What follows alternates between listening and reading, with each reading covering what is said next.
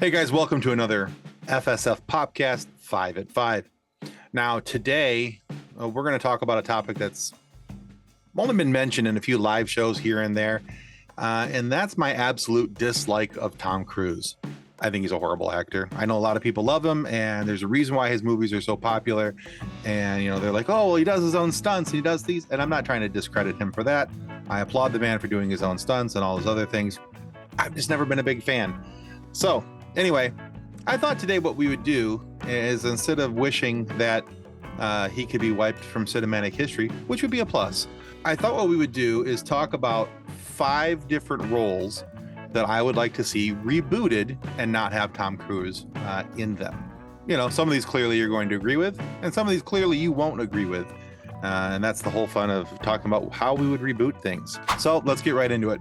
Number 5, I start off with Jack Reacher. Now, this has been turned into an Amazon Prime TV series, and Amazon got it right.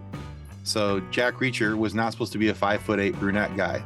He was supposed to be a mammoth mountain of a man, equal to what we see on screen with Alan Rickson. Sorry, that dude is huge. And the book says that he has hands the size of dinner plates, and Alan Rickson's hands, that man is massive. That is a massive mountain of a man. And when I look at him, I think, that's probably a dude you don't want to cross, because his muscles have muscles. And he's everything that Tom Cruise isn't, and he's everything that the book describes Jack Reacher to be. So if it were me and we're going to reboot the 2012 Jack Reacher movie and take it from the smaller screen to the big screen, I would like to see that actor, Alan Ritchson, go from the small screen to the big screen. He's a quality actor, and I think he does well in those type of roles, and he's clearly doing well as Jack Reacher. So it makes no sense to bring anybody else in. Number 4, 2008's Valkyrie. I made exception in 2008 to go watch this movie because, knowing the story of the Valkyrie, the program that some Germans had in place, the plan that some Germans had in place, rather, to rid themselves of Hitler because they did not agree with what he was doing and how he was doing it. So Valkyrie was that plan.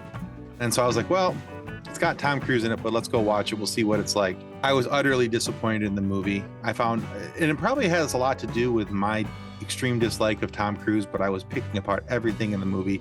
I found it really difficult to believe that many Germans spoke that perfect English, amongst other things, unless they were British, and then they had a British accent, although they were German, and it was very confusing. There was a lot of things about this movie and the continuity of the movie and some other things that I really just didn't like. Tom Cruise, to me, was not believable in that lead role. In fact, I'd love to see either someone like Christoph Waltz take that. He's a German actor, or Udo Kier, another German actor. One of those two, depending on the age range of what you want to have that role be, could play that role very well. And then, I think this is a movie that you have to have, if you're going to scale it back for something that's historically accurate, then you think you need to be historically accurate, and you need to be accurate to the culture, the people, what's going on, in that time period. And cast some German actors in a movie about Germany. I don't know, maybe I'm crazy. Number 3, 2017's The Mummy. This was an abomination of a movie. Tom Cruise should have never been involved. He shouldn't have been anywhere near it. This was the death knell to a movie series that started off really fun. The first 2 Mummy movies were fantastic. The third one was pushing it a little bit. Tom Cruise's movie was the nail in the coffin. This was an absolute train wreck, atom bomb of a movie. And having Tom Cruise anywhere near this was a mistake. So if you're going to have somebody in the lead role of a Mummy movie, well, by golly, by gosh, it better be Brendan Fraser. I can't see anybody else in those movies but Brendan Fraser. He's so iconic to that role. It'd be like the outcry that fans had when there was the thought that Shia LaBeouf was going to take over as Indiana Jones after the Kingdom of the Crystal Skull movie. Do you remember that? Oh my God, I thought people's heads were going to explode. Their fingers were certainly exploding on the chat boards and the things that they were doing and typing into conversations online. Holy cow. So to me, that's almost as equal. I know they're not the same playing field, Indiana Jones and The Mummy, but there's a certain kinship there, in my opinion, at least, between those movies.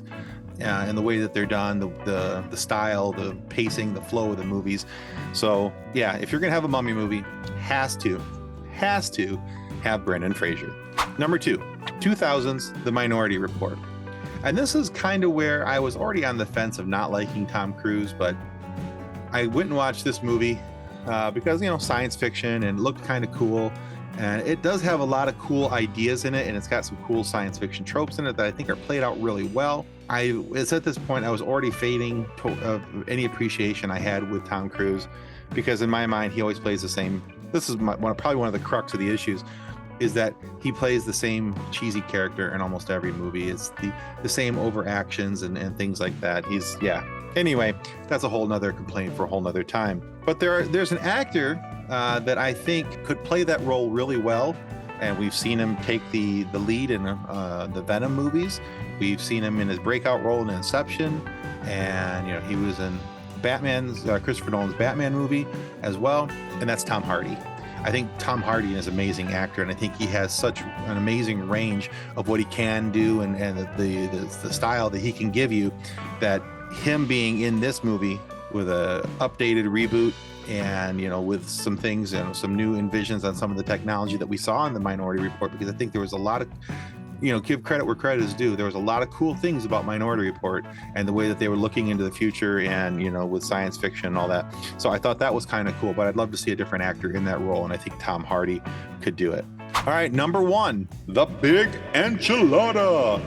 When I think about the pinnacle of Tom Cruise roles, the ones that people look at and they go, man, if that's a Tom Cruise movie, it has to be Top Gun. And so for 1986's and 2022's Top Gun movies, I'd want to see Tom Cruise replaced with Will Poulter. Now, Will Poulter has been in We Are the Millers. He's been in Chronicles of Narnia. He's, of course, in the new Guardians of the Galaxy movie and a few other things, but he's really come into his own right as an actor. And I also looked at this from somebody who could look like they were in the military, with the proper haircut and all those different things. And I went, Will Poulter could pull that off. He could do that really rather well. And I think that he's got enough range as an actor to play that role where he can be a little bit cocky, as Cruise's character was in that movie, but also make it look like he's in the military and do all the things, that would have to be done. But if those movies were to be rebooted, I'd want to see Will Poulter in there. And so that's just 5. That's the 5 that I want to see. Jack Reacher, Valkyrie, The Mummy, Minority Report, and Top Gun. Have those movies rebooted. Now, if we had more time to talk about all the rest of Tom Cruise's movies, I'm pretty sure I could give you somebody for each and every one of those movies, because, well, I just don't think we need a Tom Cruise. But that's just me. Let me know what you think down in the comments down below. Did I get it right? Did I get it wrong? Would you like to see something else? Maybe, maybe not. Either way, make sure that you click the like and subscribe button. John's putting that right there on the screen. And clicking like and subscribe helps us to continue to grow, helps us to get some amazing guests for you guys each and every Friday morning with our pre-recorded interviews. And also, you're going to want to check out our Patreon page. There's a link down below, and that Patreon page is going to take you to some awesome behind-the-scenes content, give you early access to other content, and bloopers and exclusive merch and all kinds of stuff. It's a really cool site. Got to check it out, our Patreon page. All right, guys, thank you so much. Until next time, goodbye.